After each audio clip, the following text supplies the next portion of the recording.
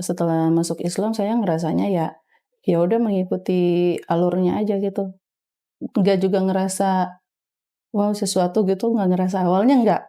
Tapi, mulai memahami karena saya belajar kan waktu itu memang kebetulan langsung dimasukkan ke pesantren ya.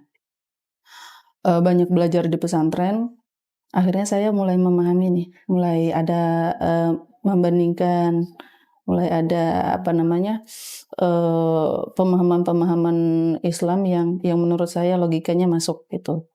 Nah itu, ya mulai dari situ sih, mulai berpikir, "Oh ternyata masuk Islam itu enak," gitu.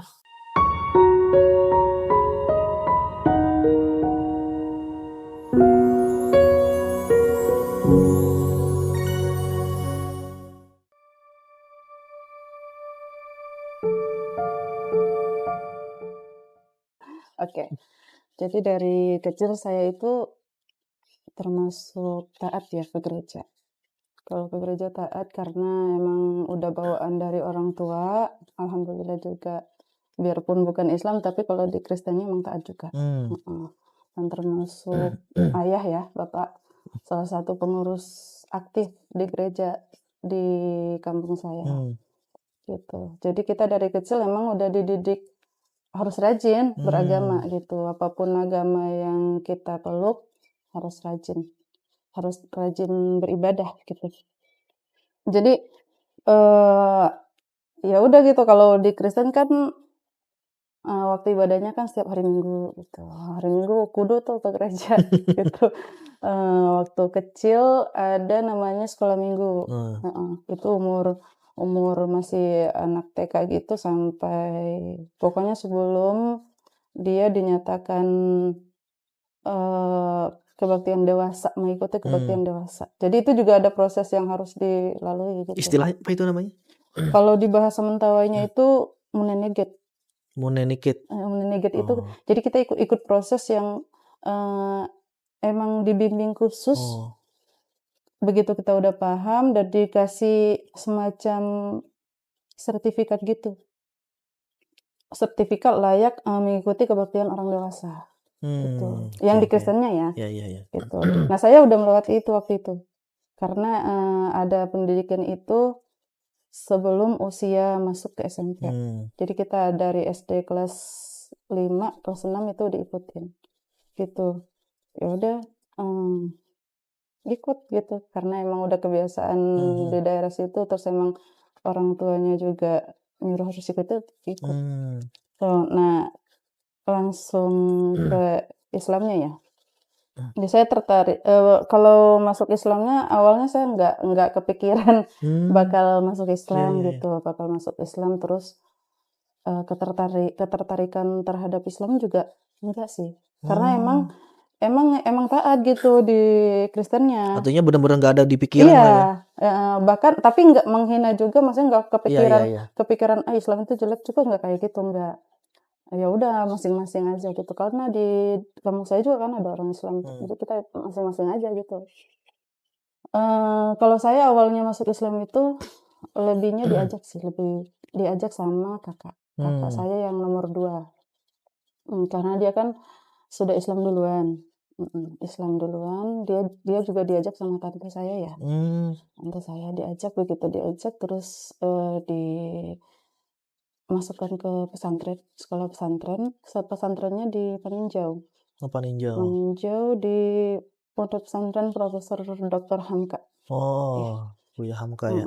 Kakak saya di situ, dia duluan gitu masuk Islam sampai kelas 3 SMP. Dari kelas 1 ya, kelas 3 SMP. Nah, dia mau ke SMA, saya tamat SD deh tuh. Saya tamat SD. Dia kan libur tuh pulang kampung. Pesantrennya ada di daerah Kabupaten Agam. Agam. Maninjau. Ya, di Maninjau. Terus dia pulang, mungkin ada niatan untuk ngajak saya gitu. Cuman awalnya nggak berani ngomong ke orang tua. Ya mungkin ada rasa takut juga mungkin ya, khawatir gitu. Tapi pada waktu itu kan lulusan nih, kita udah pengen daftar ke SMP. Nah, Di daerah saya juga waktu itu SMP belum banyak, waktu saya ya, masih baru ada 1 waktu itu kalau nggak salah di kabupaten bukan, di kecamatan Kepulauan saya gitu. Nah itu pas waktu itu saya sakit. Saya sakit, mau daftar nih, udah ada ujiannya sakit gitu. Akhirnya ditunda daftarnya. Begitu udah lumayan sehat kita mau daftar, enggak belum ada awal pengen ke Islam, emang mau ke Semper Negeri. Iya. Terus mau daftar, ternyata pendaftarannya udah nggak dibuka. Karena emang karena masih terbatas ya, udah kuotanya udah penuh situ, Ya udah akhirnya disitulah kakak saya punya keberanian untuk menyampaikan gitu. Oh, ke ibu. Ke orang tua. Oh, ke orang tua? Iya, ke orang tua. Ke ayah sama ibu ya? Kalau sama saya juga, tapi pastinya ke ayah ya, ke ibu. Terus mungkin dia mikir daripada nanti adik saya harus nunggu gitu, harus nunggu tahun berikutnya, terus kemudian harus nganggur dulu kan, padahal pengen sekolah gitu. Padahal ini ada pesantren gitu, tempat saya ini kenapa enggak di situ aja gitu. Akhirnya dia bujuk tuh, mau nggak di pesantren gitu. Apaan sih, saya malah kayak gitu, saya jawabnya apaan sih, nggak mau gitu, pokoknya nggak mau. Akhirnya ngomong ke orang tua gitu, kalau di pesantren tuh emang kan umur segitu saya termasuk yang belum mandiri lah ya untuk ngurus diri sendiri. Kalau di asrama, nah asrama Kristen juga ada tuh waktu itu di kecamatan ya. Tapi kalau di situ kurang penjaganya kurang.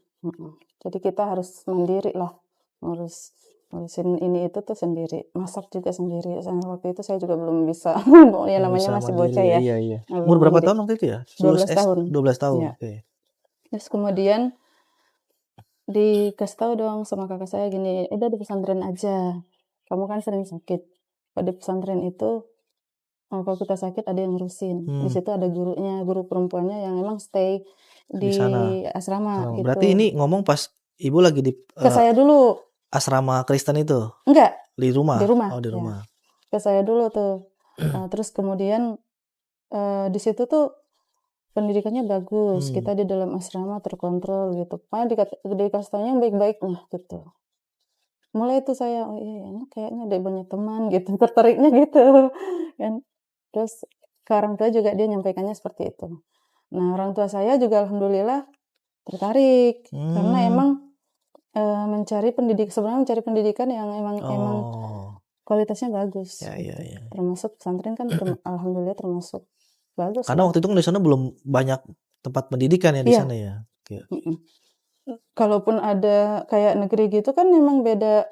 Saya kan di kampungnya, sedangkan itu kan di kecamatannya kan. Jadi emang beda tempat gitu. Kita mau ke sana harus naik perahu lagi. Perahu lagi? Iya. Nempuh sejam? Enggak, 2,5 jam atau 3 jam lah. Jadi naik kendaraan ini juga laut. Kalau di situ pompong atau boat gitu. Iya. Ya udah. Harus kayak gitu. Jadi bapak saya itu kayak lebih tertarik yang anak itu aman gitu. Ya salah satunya karena kakak saya menyampaikan pesantren seperti itu, ya udah gitu boleh gitu. Akhirnya biarpun saya antara berat hati dan enggak tetap mau gitu. Karena kalau kak saya maunya juga tertariknya lebih ke pendidikannya. Jadi ya daripada saya nganggur gitu, daripada saya nanti harus daftar lagi tahun depan, masa iya sih gitu. Pokoknya nggak mau banget gitu nganggur dulu gitu. Udah dibawa deh tuh, udah selesai kan balik lagi ke pesantren, saya langsung ikut sampai di pesantren belum disyahadatkan, tapi udah mulai diajarin ya. Kita ya selayaknya anak pesantren ya, yang tadinya mungkin bajunya biasa ya terbuka gitu, ya udah mulai pakai kerudung, terus pakai baju panjang, harus pakai rok gitu, terus ya kayak gitu.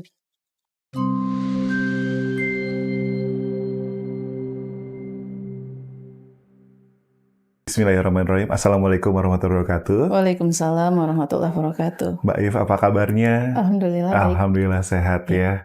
Masya Allah. Mbak If, kalau boleh tahu tadi dari kantor ke sini jaraknya jauh nggak ya Mbak? Enggak sih, enggak jauh. Nggak jauh-jauh ya?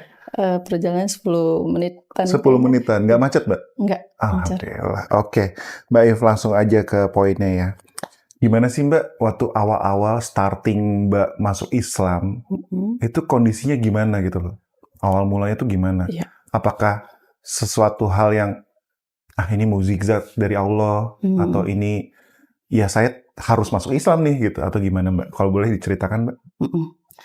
Kalau mukjizat mungkin aku nggak berpikir ke sana, ke waktu itu masih kecil ya. Jadi kayak lebih ke karena diajak ya udah ngikutin gitu. Awalnya ngikutin aja, yang ngajak ya kakak saya, kebetulan yang ngajak kakak saya.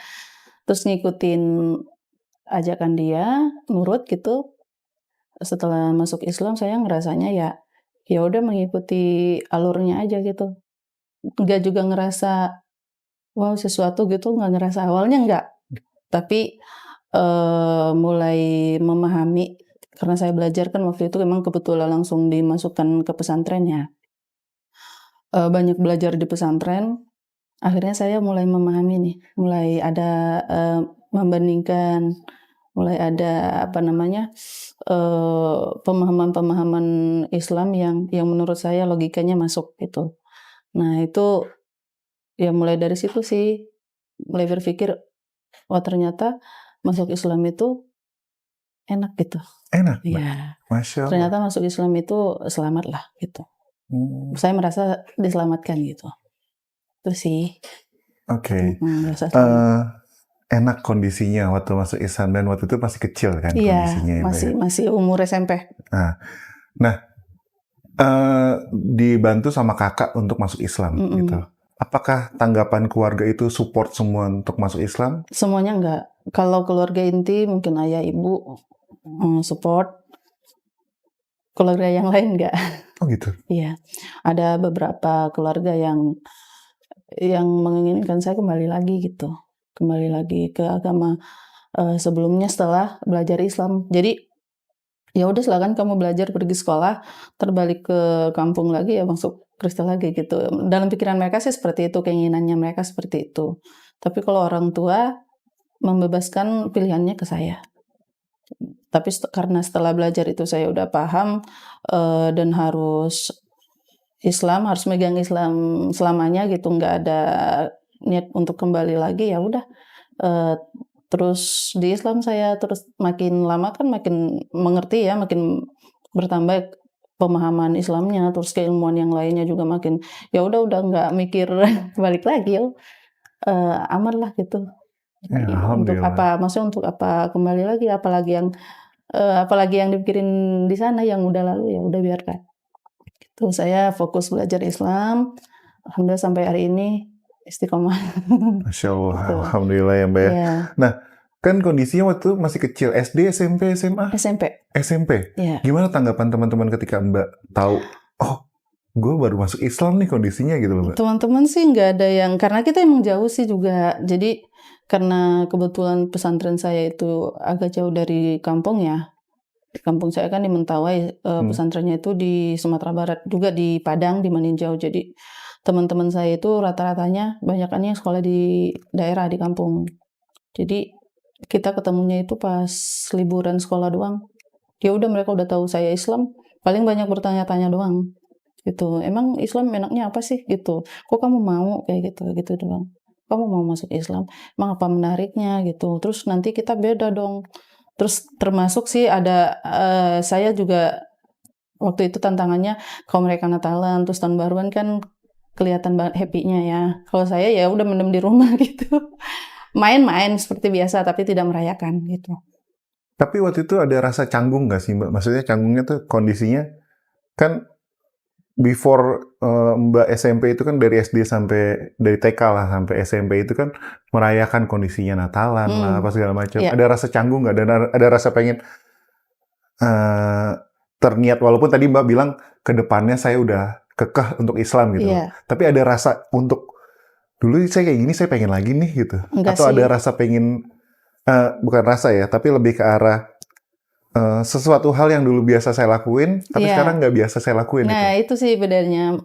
Cuman saya ngerasanya beda doang. Ketika kondisinya lagi pulang gitu, lagi di rumah, beda nih gitu. Tapi nggak menarik untuk harus ikut merayakan, nggak. Karena saya udah tahu hukumnya, udah tahu aturannya gitu. Aturan di Islam kita tuh harusnya seperti ini, dan kalau memang batasannya emang kita nggak boleh mengikuti, ya nggak boleh gitu. Aku membatasi diri, gitu sih. Nah, kondisi di keluarga sendiri tetap merayakan atau gimana, Mbak, waktu itu? Tetap. Mbak Jadi, ikut membantu kah atau gimana? kalau di rumah, ya paling kalau kita dikasih semacam, kalau dari gereja itu kan ada masing-masing, karena kita masih di kampung ya, jadi masing-masing rumah itu dikasih tugas untuk menyiapkan makanan ini gitu, kita nyumbang ke gerejanya. Itu orang tua sih sebenarnya, cuman kalau aku harus bantuin ke orang tua, aku bantunya lebih ke orang tuanya. Jadi terserah mereka mau peruntukan gereja atau untuk yang lain, ya terserah gitu sih. Lebih kalau untuk khususnya ini untuk gereja enggak. Karena emang kita udah tahu batasnya lah. Nah, kondisinya seperti itu ya di keluarga ya. Nah, awal mula kan tadi Mbak cerita bahwa Mbak langsung dimasukkan ke pondok pesantren sama kakak kan ya. Apakah itu starting awal Mbak untuk belajar Islam atau ada hal lain yang sebelum masuk ke ranah pondok pesantren? Kapan awal Mbak mulai memahami untuk, oh saya ini kalau harus belajar tuh dari sini nih runutannya gitu loh. Sejak masuk pesantren itu sih. Sejak masuk pesantren itu saya mulai diajarin, karena kelas 1 SMP kan itu juga. Diajarin dasar-dasarnya, emang kayak ngaji Iqra-nya, terus sholatnya gitu di situ. Terus mulai mengerti itu saya pas di kelas 2 SMP itu udah mulai nggak tertarik gitu sama yang agama yang dulu gitu. Kalau awal-awal iya masih mikirin, masih kayak, ini beneran gak sih saya udah Islam gitu, apa ada kemungkinan masuk Kristen lagi gitu. Itu masih ada pikiran seperti itu. Tapi setelah udah mulai belajar, ya kayaknya udah nggak tertarik deh, udah lanjut gitu. Jadi mulai kuat itu ya belajar. Karena belajar terus di pesantren kan, ya pesantren alhamdulillah banyak pelajaran yang mendukung kita untuk ini, yang untuk kuat. Kalau mualaf itu emang kalau dimasukin pesantren sih menurut saya kuat. Kayak selain terjaga di lingkungannya, terjaga juga di ininya, di pelajarannya itu kita selalu diajarin, akhirnya kan kita bisa sama dengan yang lain yang emang aslinya dasarnya dari Islam. Oke, Mbak, di pesantren itu kan kondisinya satu SMP ya, kelas 1 SMP. Terus newcomers, masih baru banget itu. Ada nggak sih rasa yang, duh malu nih, nggak bisa apa-apa, nggak ngerti apa-apa, sedangkan teman-teman yang dari SD, dari TK, dia udah muslim, yang udah bacaan Iqra-nya bagus, sholatnya bagus, itu ada rasa canggung nggak sih, Mbak? Nggak sih. Kalau saya ngerasanya, ya saya masih baru harus belajar gitu. Dan mereka juga harus memahami itu gitu. Jadi nggak ngerasa yang minder kayak gitu, nggak. Justru saya kayak jadi motivasi untuk bisa gitu, karena dia juga dari tadinya nggak bisa jadi bisa gitu, berarti saya juga bisa seperti itu gitu sih. Mikirnya lebih ke bagaimana saya bisa belajar kayak dia. Tapi dulu banyak yang dukung, maksudnya dari pondok pesantren itu ustadzahnya itu pada mendukung. Di situ emang diajarin emang banyak mualafnya juga kan. Jadi emang diajarin dari dasarnya itu kita harus bisa sampai bagaimana caranya sampai bisa baca Quran, bagaimana caranya si mualaf itu sampai bisa sholat gitu. Jadi alhamdulillahnya sih dari situ bisa mengerti. Terus selanjutnya juga saya di pesantren. Jadi sampai alia di pesantren. Oke, lanjut terus ya Mbak ya kondisinya ya. Jadi kalau udah alia ya udah kayak udah enjoy sih. Udah banyak taunya. Nah, kan selepas SMP, SMA, berarti kan Mbak mulai nih mencari tahu lebih ya tentang Islam gitu. Minimal masuk pengajian mana, minimal ikut ke pengajian apa gitu. Ada nggak sih Mbak sosok atau panutan ustazah atau ustadzkah yang tanda kutip nih, kayaknya Ustadz ini cocok deh sama kalimat-kalimatnya, nyambung sama kalimat-kalimatnya, cocok nih buat saya untuk saya amalkan kehidupan sehari-hari. Ada nggak Mbak sih orang-orang itu? Kalau saya waktu itu setelah dari pesantren itu kan saya lanjut ke sini ya, ke Jakarta ya. Langsung masuk ke rumah tahfiz. Ya masih menjalanin menghafal seperti biasa menghafal Al-Qur'an ya. Terus ustazah kita juga ada di situ ya, yang kita juga tidak kurang lah mendapatkan ilmu dari beliau-beliau. Tapi kalau untuk sosok dan panutan, kalau dulu saya waktu masih nyantri itu emang waktu itu kita di Buya Hamka ya, dan kita disodorin buku-bukunya Buya Hamka gitu. Saya senang gitu, kayak luar biasa sih juga Buya Hamka itu. Menurut saya sih waktu itu emang Buya Hamka nggak ada gitu, tapi dari buku-bukunya kan kita banyak mengetahui ya perjalanannya Buya Hamka, terus sosoknya Buya Hamka itu luar biasa. Itu sih kalau yang dulu saya kagumi dari buku-bukunya Buya Hamka. Kalau di pengajian khusus gitu ya, kayak saya lebih ke belajarnya, jadi mengikuti sesuai pendidikan aja, nggak ada yang Ustadz ini Ustadz itu. Kalau mendengarkan kajian ya kayak di YouTube tuh juga saya suka mendengarkan, terus di pengajian langsungnya suka datang juga. Ya sekedar mengikuti datang mengaji aja gitu. Karena kan di pengajian itu kan otomatisnya kan banyaknya yang baik-baik lah. Kita ngambil ilmu yang baik-baik. Jadi ada pengajian Ustadz ini datang gitu. Tapi kalau untuk sekarang ya senangnya saya lebih senang dengarnya kajiannya Ustadz Adi Hidayat. Suka. Jadi kayak mantep lah. Cocok ya Mbak ya, maksudnya kalimatnya yang disampaikan kalimatnya, beliau. penyampaiannya terus sesuai ayatnya juga ada semua gitu, ininya lengkap gitu. Sesuai sama hadis ya Mbak ya, apa yang diutarakan ya Mbak ya. Oke, Mbak lanjut nih Mbak ya. Sekian banyak Mbak belajar gitu tentang Islam. Pasti kan ada nih ya, Mbak sholat juga udah berangsur membaik lah makin ke sekarang gitu. Memperbaiki sholatnya, memperbaiki mengajinya. Ada nggak sih Mbak salah satu surat yang berkesan buat Mbak sendiri dan sangat bermakna? Maknanya tuh seperti apa kalau boleh tahu? Surat apakah itu? Boleh nggak disampaikan Mbak suratnya? Sama dibacakan Mbak. Kalau penggalan ayatnya sih ini saya. Kayak kalau dulu saya megang banget itu, karena kan kita dalam perjalanan ini termasuk mualaf itu saya ngerasain sendiri juga sih, banyak kedengarannya itu ketika udah mualaf itu banyak ujiannya, dan saya sendiri juga ada beberapa lah saya alamin, tapi saya beranggapan bukan karena saya mualaf lantas saya dapat ujian seperti ini, enggak. Orang yang Islam dari kecil pun gitu, ini kan ujian manusia biasa aja gitu, bukan karena kita sudah mualaf terus tapi kebanyakan orang mengeluhnya seperti itu ya, kebanyakan mualaf ya kedengarannya setelah mualaf dia banyak ujian ini itu, mungkin ada gitu, tapi sebagai manusia biasa sih itu ujian yang emang manusiawi gitu.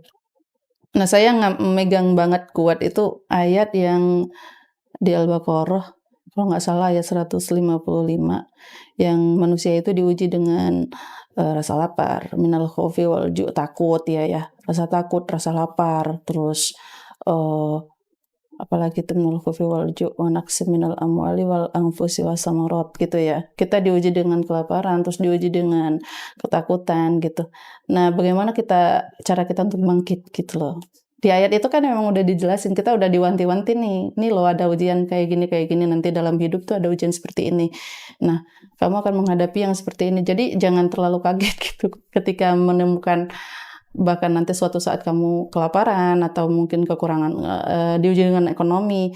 Sebenarnya Allah udah ngasih tahu gitu. Kita tinggal mencari bagaimana caranya kita itu tetap hidup, tetap bangkit gitu sih. Itu ayat itu satu yang saya pegang. Terus yang kedua ayat perubahan ya. Kebanyakan juga mualaf itu setelah mualafnya ya mungkin ada orang yang mengajak Islam gitu, ataupun mungkin juga dia dapat hidayah sendiri gitu kan. Tapi kadang-kadang tuh nggak mau berjuang gitu, mau di situ aja terus menunggu orang lain untuk memberi atau menunggu orang lain untuk mensupport dia. Ya support juga kita butuh sih. Cuman kita juga harus harus ini sendiri, harus berpikir sendiri bagaimana kita itu punya ilmu yang lebih yang mengokohkan keislaman kita gitu. Terus bagaimana caranya juga kita ada di jalan yang Islam yang sesuai dengan ajaran yang benar gitu. Itu kan kalau kita diam aja gimana mau bisa gitu. Ya ada ayat yang saya pegang lagi satu itu, maksudnya kita surat Ar-Ra'd ya. Yang surat Ar-Ra'd ayat 11 kalau saya nggak salah ya. Itu maksudnya manusia itu nggak akan Allah itu tidak akan mengubah seseorang itu sebelum dia mengubah dirinya sendiri gitu. Berarti di situ kan ada nilai perjuangan pribadi kita gitu. Jadi Allah akan memberikan hidayah dari apa yang kita perjuangkan. Gitu sih. Saya mempercayai dua itu, megang dua itu.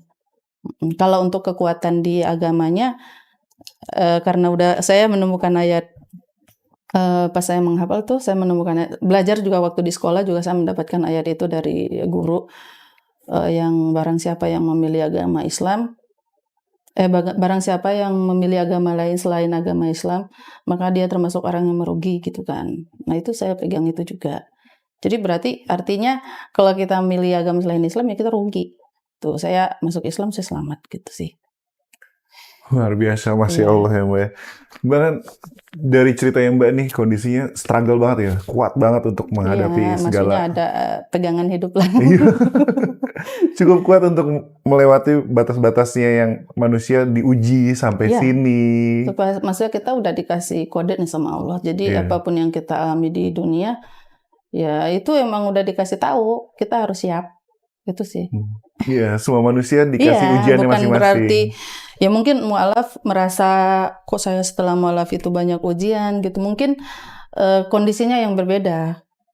Mungkin waktu dia masih sebelum mu'alaf bisa jadi berkecukupan ataupun disupport sama semua keluarga gitu kan. Itu kan kita nggak ngerasain ada ujiannya.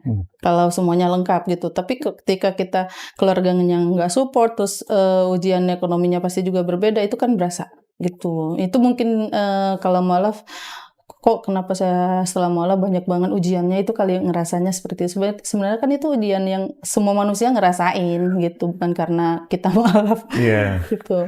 Even dia mu'alaf ataupun atau dia enggak tetap ngerasain kalau memang kondisinya takdirnya emang harus merasakan itu. Gitu. Masya Allah, luar biasa Mbak. Mbak ada titik di mana Mbak ngerasa momen atau apapun ya bentuknya yang Mbak ngerasa ini saya lagi deket nih sama Allah nih. Ada nggak sih Mbak hal yang Mbak ngerasa ini kayaknya saya ini lagi di titik jatuh kah? Saya di titik bahagia kah? Itu ada nggak sih momen hal itu yang Mbak ngerasa ini saya harus bersyukur nih, saya harus meminta maaf nih atas semua kesalahan saya? Saya sih kalau lagi banyak ujiannya. Biasa kalau lagi banyak ujiannya, itu manusiawi banget emang. Lagi banyak ujian, ya ada beberapa ujian mungkin yang udah terlewatkan gitu ya, yang membuat saya itu down banget. Biasanya itu dekat banget. Jadi paling banyak ibadahnya pas lagi kayak gitu. Maksudnya bukan berarti kalau lagi happy nggak ngingat ya. Kalau lagi happy ya pasti kewajiban tetap gitu, kewajiban seperti kewajiban sholat, puasa segala macam itu kewajiban yang. Tapi kalau lagi diuji itu lebih gitu. Biasanya gitu sih. Mbak, saya mau nanya nih, back ke awal lagi ya. Kan kondisinya jauh ya, maksudnya Mbak sekarang udah dewasa, sekarang jauh lebih dewasa. Kondisinya dulu mu'alaf itu masih kecil banget gitu. Ada nggak yang teringat sama Mbak tuh? Waktu saya masih Nasrani ya Mbak ya? Masih Nasrani, apakah saya tipe ke anak yang anak ya jadinya ya SMP soalnya kan? Temperamen kah? Terus abis itu saya mengenal Islam, saya jadi lebih baik kah? Atau ada perubahan yang signifikan nggak? Berubah banget lah. Seperti apa Mbak? Berubah banget. Saya waktu SD, aduh, aib. Waktu SD itu bukan nakal sih ya, anak kecil ya, suka berantem gitu kan. Terus agak tomboy juga aku, jadi agak liar lah, gitu. Iya, agak liar. Terus nakalnya nakal anak kecil sih. Kayak ya senang berantem, aku senang berantem. Suka ngebully orang. gitu. Terus sekarang karena masa setelah masuk Islam karena udah banyak terutama kita di pesantren banyak aturan yang kita harus menyayangi orang lain, teman-teman kita gitu. Harus mengasihi teman-teman yang ada di sana. Ya mulai dari situ saya berubah. Apalagi stylenya juga kan sebelumnya kan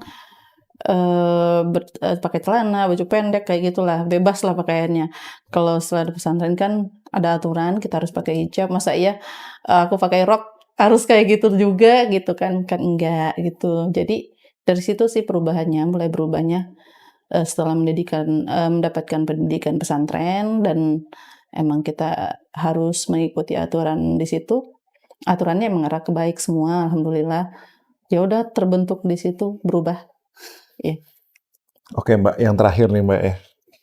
Di luar sana tuh masih banyak ya mualaf-mualaf yang beginner, masih baru banget itu, yang kondisinya agak susah nih. Saya harus mulai dari mana?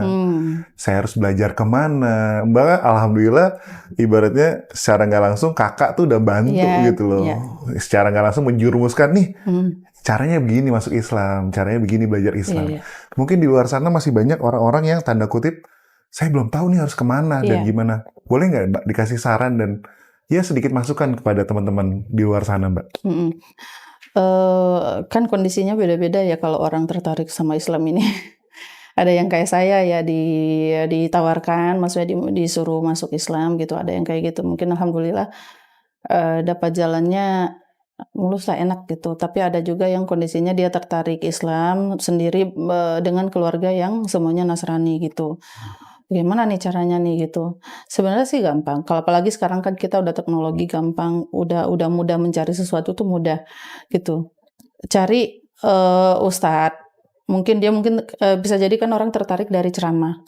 Cari bagaimana caranya, kan orang Islam kan banyak, maksudnya orang Islam kan banyak, bisa bertanya ke orang Islam.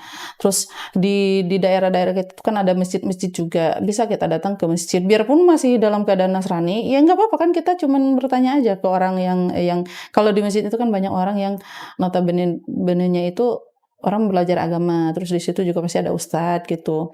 Mungkin menanyakan ustadz yang lagi bertugas di masjid tersebut gitu, datang ke masjid itu gitu, tanya bagaimana saya tertarik nih, bisa kan mengutarakan omongan kita, ketertarikan kita ke mereka, pasti mereka akan support. Kalau orang Islam rata-ratanya orang Islam ya, kalau orang Islam yang ngerti ini ya, mereka akan mendukung kita banget. Kalau kita masih Kristen nih, terus mau masuk Islam itu mendukung banget, kalau pasti dikasih petunjuk, dikasih jalan harus kemana.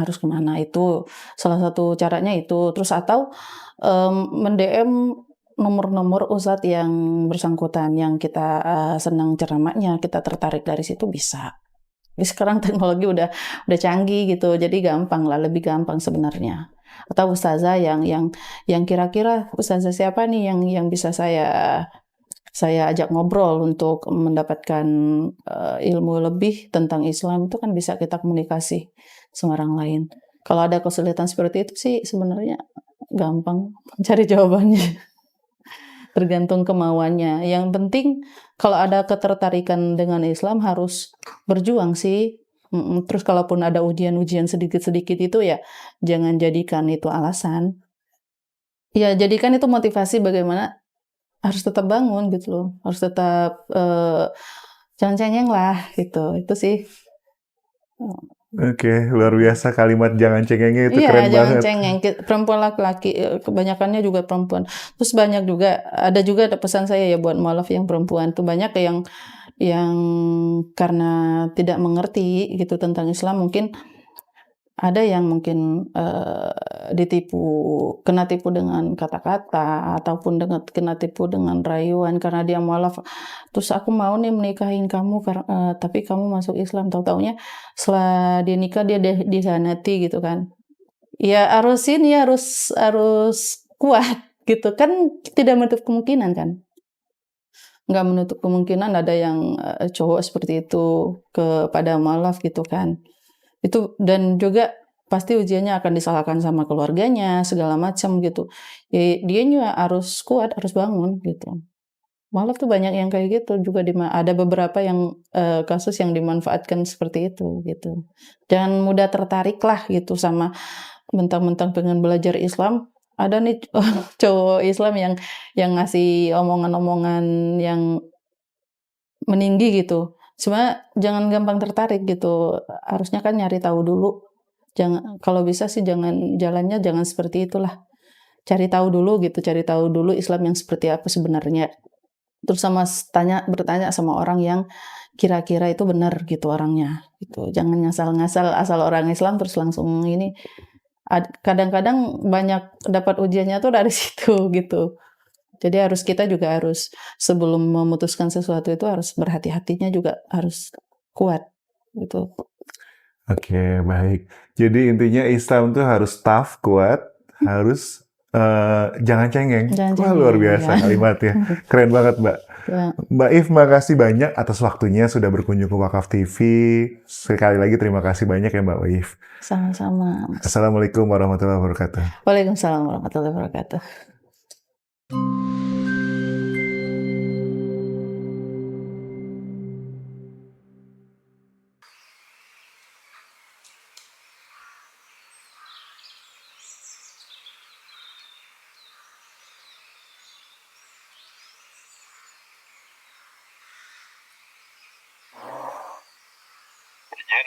Mau mampir di masjid depan pasar. Ya,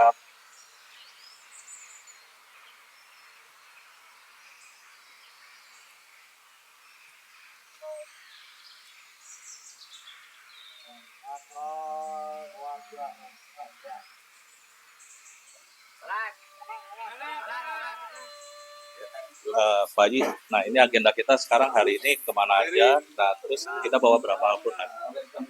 Siap, Alhamdulillah hari ini teman-teman pada kumpul untuk support dan distribusikan Al-Quran ke Sukamara, Lamandau, dan kita membawa Al-Quran ini lumayan penuh nih. Ada berapa unit yang berangkat nih teman-teman?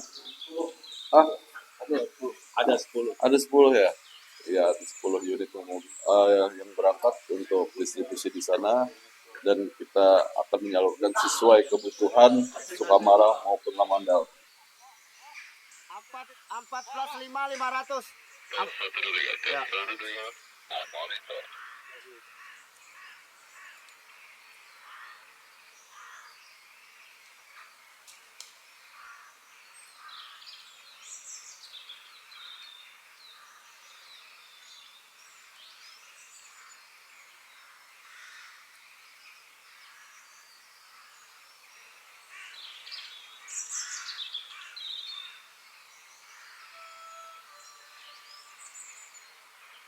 Rute pertama kami diawali dari sekretariat Pengcap kami di Jalan Malijo menuju Kota Waringin Lama. Di sana kita mendistribusikan ke Masjid Kiai Gede karena di sana ada beberapa TPA yang perlu kita bantu. Kita bagi juga di sana dan dibantu teman-teman klub 2x1 yang di sana.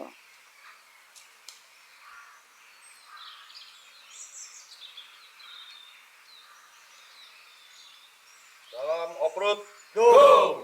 Yoep Kobar, ya.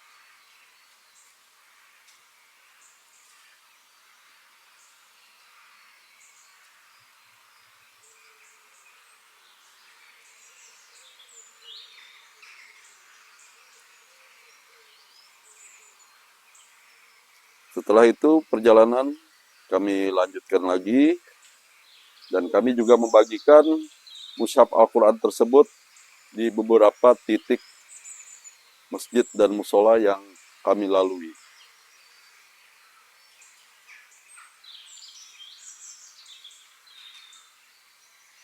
Siap, ayo. Mana? Ayo adek. Ya.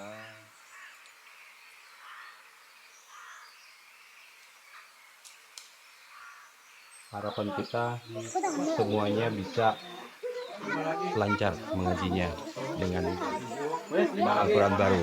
Terima kasih BWA ya.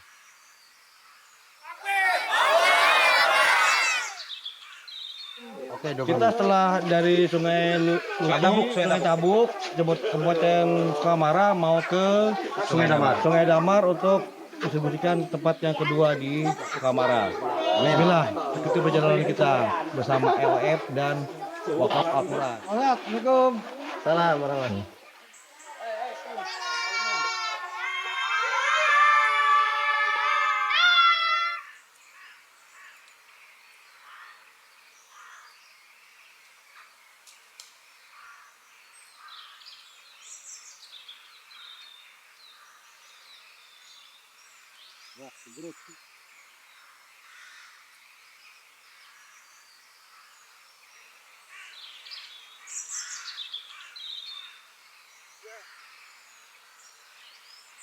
Kami menuju daerah Sukamara bagian ujung, daerah Sungai Damar, Sungai Tabuk, karena daerah-daerah di sana banyak TPA-TPA atau musola-musola yang belum tersentuh bantuan. Oleh karena itu, dengan adanya bantuan Mushaf Al-Quran ini, alhamdulillah disambut dengan gembira oleh penerima wakaf tersebut.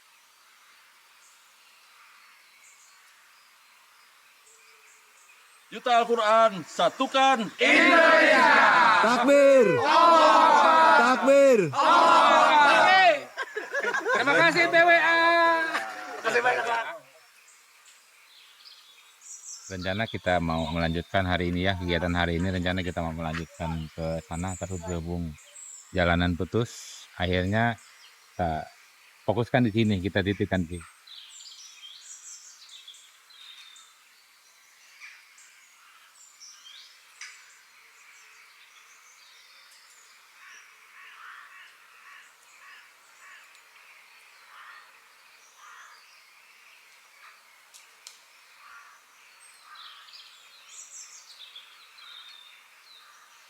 Oke, buat semua engine on, kita lanjut ke Kuala Jelai.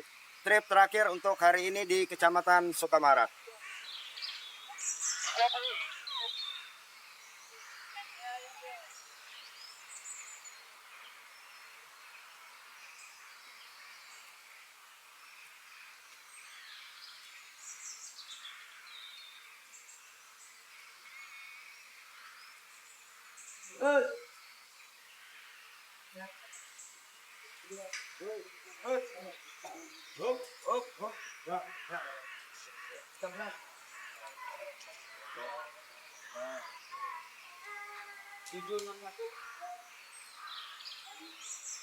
sejuta Al-Quran, satukan Indonesia.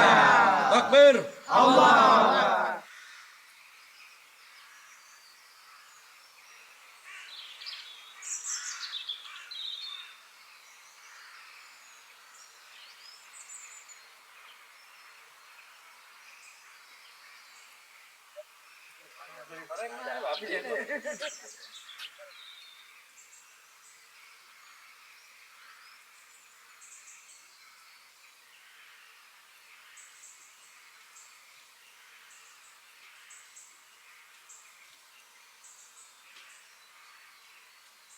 Kembali lagi kami menemui jalanan yang khas pedesaan, penuh dengan debu, kerikil, gelombang-gelombang, jalan-jalan ini, jalan perusahaan, jalan sawit juga kami lalui untuk menembus menuju Lamandau.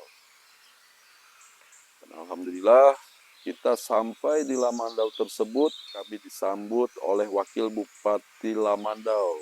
Saya ucapkan terima kasih banyak Pak Wakil Bupati karena telah menerima kami untuk membagikan Mushaf Al-Quran tersebut di wilayah Lamandau. kami atas nama Wakil Bupati Kabupaten Mandau menyambut baik dan sangat bangga dengan adanya penyaluran kitab suci Al-Quran ini. Itu membuat Kabupaten Mandau akan membangun akhlaknya. Oleh karena itu saya bangga dengan adanya program wakaf Al-Quran ini.